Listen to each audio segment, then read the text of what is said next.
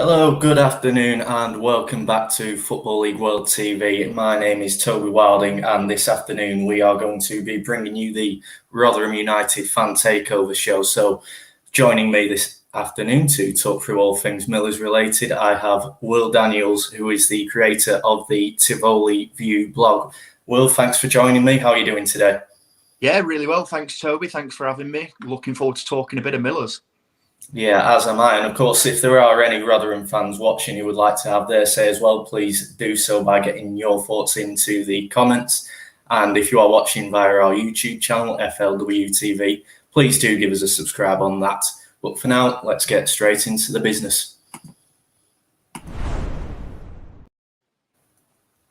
So we're going to start just with a quick overview of Rotherham's season so far to begin with, if that's okay. Will, obviously third in League One at the minute, 13 points from 16 games so far, just 2 off the automatic promotion places. What have you made of that as a start to the season? I mean, I think as a fan, there's nothing really that you can complain about. I think we're probably exactly where we want to be at this stage. Consistently created chances upon the start of the season, and we've put away some really, really good sides. Most goals scored, least goals conceded is always a recipe for success. And to be honest, we seem to be going from strength to strength. Yeah, definitely. And as you say, so all those numbers are really promising. We're like we were saying, we're within a win of the automatic promotion places when it comes to Rotherham at the minute. So would you be confident of another promotion this season? I mean, the early signs are really strong. If I'm completely honest, when I saw the October fixtures and looked at the teams that we had to play, I was a little bit, maybe not concerned, but interested to see how we do. We've played teams that we expect to be in and around there, and we've won 4 out of 5 games, which is unbelievable. And I think there's so much to this squad. Obviously, Michael Smith's getting all the plaudits at the moment, but you've got the likes of Barlassa that's spraying balls everywhere on the park, should be illegal at this level. Rathbone, absolutely integral to everything that we do and fundamental within that press and cutting out those passing lines. And Wilesy, one of our own, of course, intelligent, creative on the ball, completely fearless. And you could go on for a lot longer than that. But yeah, I mean, from our perspective, really excited to see what the rest of the season can bring, because so far, what a start we've had. Yeah, definitely. And obviously, Rotherham do have fallen for promotion the last 2 seasons in League One. They have gone up, but then, of course, last 2 seasons in the Championship have ended in relegation. So what do you think needs to change for Rotherham if they were to go up to perhaps allow them to establish themselves a bit more in the Championship? Tough question. So what do I think needs to change? Firstly, if we get up to that level, we need to take our chances. Last season, we finished 15th in the XG table. So I think we probably should have stayed up for the chances that we created. I think we would have stayed up, but for COVID and some shocking refereeing decisions, which we'll probably not get into.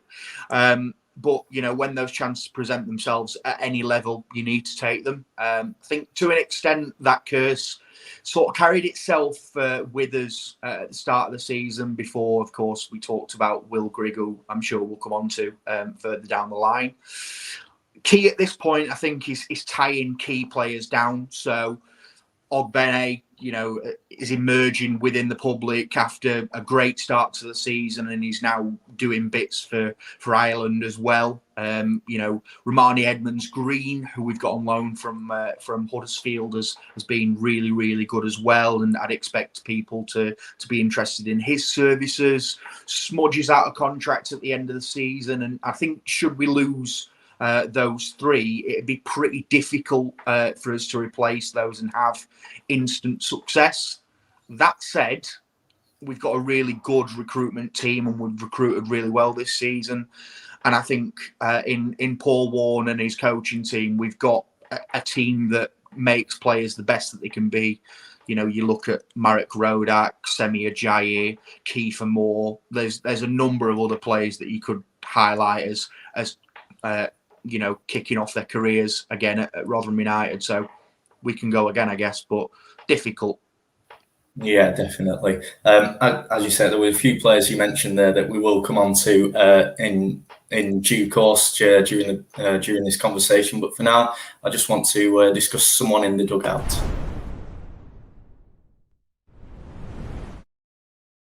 And that man is, of course, Rotherham United manager Paul Warne. Obviously, he's been at the club for a long time now, and we've started to see maybe in the past couple of weeks with some of the jobs that have become vacant in the Championship. Sort of Warne's being mentioned, perhaps more in dispatches than anything else, as a potential candidate. Is there a concern for you that he might be prized away from the New York Stadium to head back to the second tier before he can guide Rotherham to promotion? I mean, first and foremost, it's great that he's been linked to those sorts of jobs because it means that other teams are valuing our process and the way that Warne conducts himself. So I think suggests any fan would be really happy with Warne in charge. There are still some sceptics within the Rotherham ranks of his tactical level, but this season he's got a team absolutely purring that, if I'm completely honest, would have had every right to feel sorry for themselves after the way that last season ended. The day that Warne leaves Rotherham United is going to be a really sad day. And I think, I don't see that time coming just yet.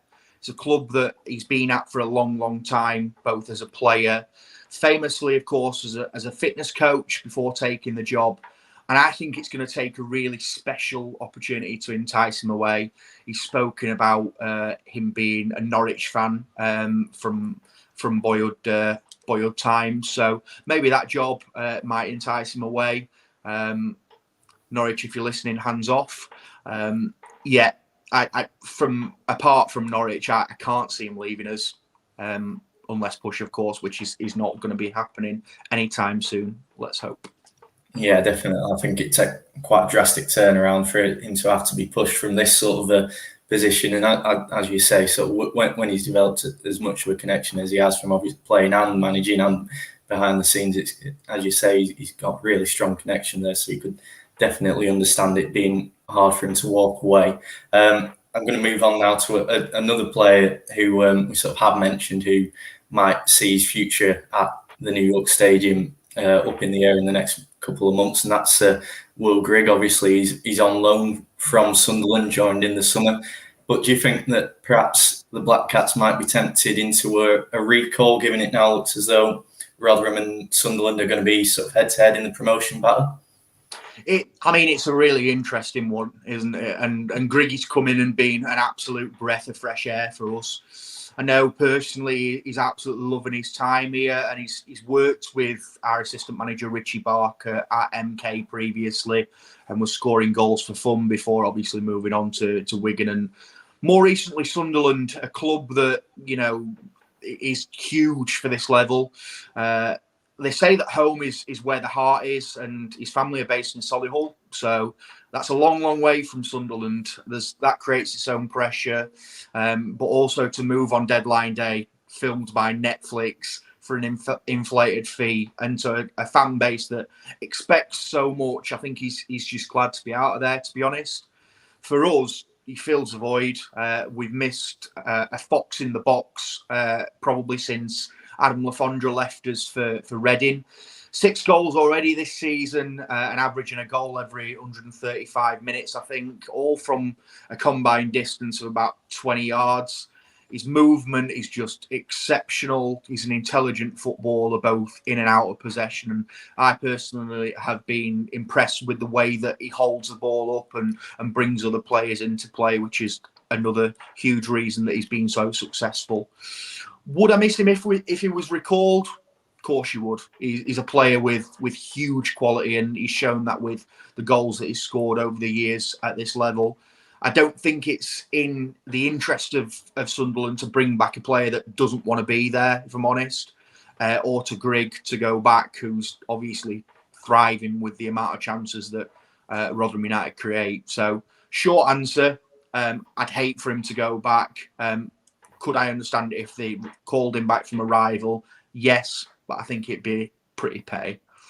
Yeah, and I think obviously Sunderland, as you say, they'd have to consider sort of the form of their own strikers. Obviously, Ross Stewart among those who's been brilliant this season. But from a Rotherham perspective, if, and as we say, it could well be a big if, Greg was to return, do you think the Millers have enough as it is to cope with that departure? Obviously, Michael Smith's been brilliant. We all know what Freddie Ladapo's capable of at this level and potentially beyond. So, would they have enough there, or do you still think that that could push them into the window for another striker in January themselves?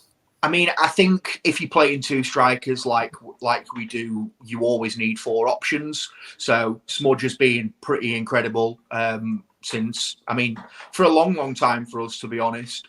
He's just now getting into the box a little bit more. I think he's averaging since he joined us in this season 1.5 shots more per game, which obviously shows in the goals that he's scoring. Also taking a lot more touches in the box.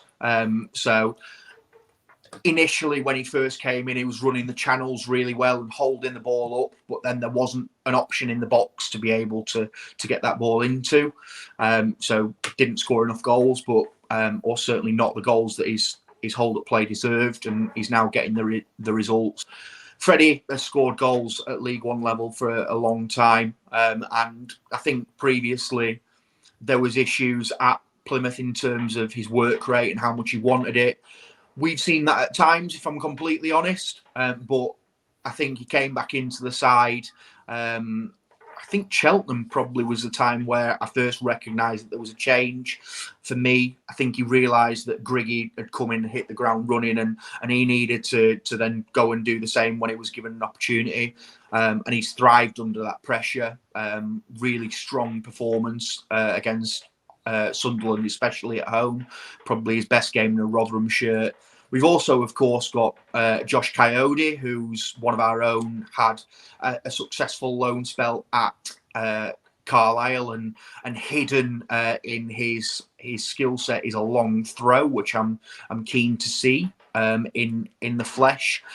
Again, a player that probably hasn't had the minutes that he'd like so far, but when he has been on the pitch, has looked really lively. So in those three options, we've got a really strong depth, I guess, but I would like another player in there just because we're playing two up top, and if you get an injury, there's going to be a few issues there. So I'm sure the recruitment team have a plan B, but I don't see Griggy going back. So hopefully it won't be an issue.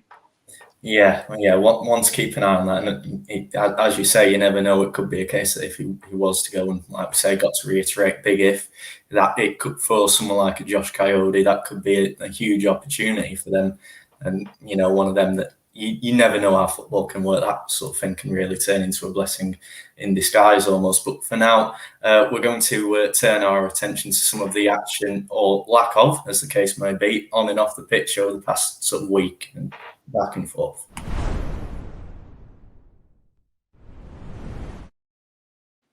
Yeah, so of course, a good weekend for Rotherham last weekend in the FA Cup. Pretty comfortable 3-0 win over Bromley. In terms of an efficient performance, how impressive was that for you against the non-league side? And then looking ahead from that, it's Bolton or Stockport, depending on their replay in the next round. Are you fancying a cup run on the basis of that? Yeah, I mean, it was interesting to see in terms of the team that he put out, showed a lot of respect to Bromley, but also reflected the fact that we, of course, haven't got a game this weekend. So good opportunity for us to get some minutes into the lads. And obviously we got through there injury free, which is the main thing, I guess. Really good performances, I think, from the fringe players. Talaji Bowler is a guy that came in in the summer, having had an education at Arsenal, been and done some bits for Rochdale, I believe, as well, but hasn't even been able to get into the squad, given how strong the squad is. He came in and was exceptional and caused their right back no end of issues. With his pace and crosses into the box. Really strong performance, I thought. Next steps, I would love Stockport. I think they're a well-backed club, coming off the high, of course, of appointing Dave Challoner from an EFL job from Hartlepool. decent side for the level that have spent quite a lot of money. I'm sure National League teams will tell us, and I think they'll fetch a following to the New York, which will make it a really good game of football. And of course, we've got Bolton on New Year's Day as well. So don't want to take too much away from that game as well. No, of course, New Year's always a big attraction for fans getting in, and of course, so we've been sort of touching on promotion during this discussion. I think I don't know what you think. I'll give you a chance to sort of let me know. But with regards to the promotion battle, you look at sort of the top of the League One table and who's in and around Rotherham. You've got Wigan, Sheffield Wednesday, Plymouth, Wycombe, Oxford, MK Dons, Ipswich, all sort of up there with the Millers, who have all been taken to replays in the FA Cup first round. So when, as you say, you've got this rearranged game coming in from the international break, how important was it for you to get that done at the first time of asking with regards to, say, the fixture scheduling? Yeah, I mean, we definitely wouldn't have relished a midweek journey down to Bromley. It's not especially close to Rotherham. So yeah, good to get that done. Professional performance, as you said. And, you know, who knows what could happen in those replays. We might see some giant killings, I think. Yeah, sure. Some really good games to look out for next Tuesday and Wednesday, I think they are. Now, as we say, no game this weekend. That Rotherham should have been against Shrewsbury, but that's been postponed due to international call-ups. So from that perspective, are you pleased that you've got that game in hand to come later in the season, or would you rather have had a chance to get the points in the bag? I think last season's probably proven that we would have loved the points in the bag, because even with the games in hand, you know, you look at the strength within League One this year. I think it's probably the strongest League One that has ever been. So you've then got to go out and perform and get the results still. You know, on a Tuesday or Wednesday night down in Shrewsbury, not easy for anyone. No, given that you're going to take your 3 points. I'm pretty pleased, but yeah, it would have been nice to have a Saturday game to go to, but there we go. Yeah, and of course, touching on that, you look at sort of how many postponements have been, not just during this international break, but during the last two we've had already this season in League One. And when you bear that in mind, you think an international break at this level might not be the worst idea? Listen, I think it's really, really good for the league that you know, the standard of the league represents that we need an international break now. I mean, if you look at the likes of Morecambe, for example, who, you know, 10 years ago, if you'd have told them that they'd be having international players and therefore an international break, they'd have laughed you out of the door. So really strong from a quality point of view, and shows that the league is evolving. Also shows people like Pep Guardiola that we're not quite ready for those B teams as of yet. So you can keep that idea and kick it where the sun don't shine. And I think for us, you know, it's a really good opportunity to give our lads that play at such a strong intensity a little bit of a breather, but also train those little intricate things that we need to address that we probably wouldn't ordinarily be able to look at.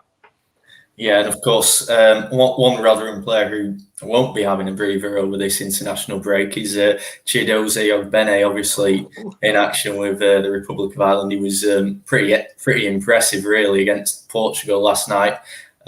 Is that a sign of how far he could potentially go when he's producing that sort of performance against a side with the quality that Portugal have? I mean, I don't even know where to start with Chio. Like, if you read my blog, it could be taken as a love-in fest just for Chio Ogbene, to be honest, because his underlying stats this season have been incredible. He is League One's premier ball carrier, carries the ball on average 18 metres a game, I believe. He creates, at the moment, about 7 chances for every 100 passes that are created. So he's a creator as well. Probably hasn't got the end product yet to be a Premier player, if I'm being critical. But once that comes, this guy is a Premier League player, and we are so lucky to have him. off the field as well, the nicest guy that you could possibly speak to. And he's got the one thing that defenders absolutely hate, which is pace. Give you an example. We played MK at MK a few weeks ago now, and there was one point where MK put 3 players on Chio. He bypassed one and went through the middle of the other 2. So he's just incredible. Probably one of the better wingers, best wingers even, that I've seen in a Rotherham shirt. Yeah, sure. And as you say, that's definitely one for many clubs to be keeping an eye on. Although I'm sure you won't No, thank me for definitely that. not. He's rubbish. Yeah, don't look at him, please. Well, that is all we've got time for today, I'm afraid. Will, big thanks to you for joining us. Just quickly, for any Millers fans out there who might want to follow yourself, where can they find you or your blog? So, of course, I have my personal account, Will Daniels RUFC on Twitter. We have the Tivoli View Twitter as well, of course, at Tivoli View, and the website as well, tivoliview.co.uk. Feel free to give us a follow, and thanks for having me, Toby. It's been great to talk Millers. Great stuff. Yes, great chatting to you. Some really interesting discussion there. As I say, we're going to wrap this up now. But if you have enjoyed this, or if there is any of it you have missed, you can find that via our YouTube channel, FLWTV, and please do give us a subscribe while you're there. I'll be back later this afternoon. Myself and Chris Gallagher will be joining Alfie Burns to look ahead to all the League One and League Two action this weekend. That's from 4 o'clock. But for now, all the best. Take care, and we'll see you again soon.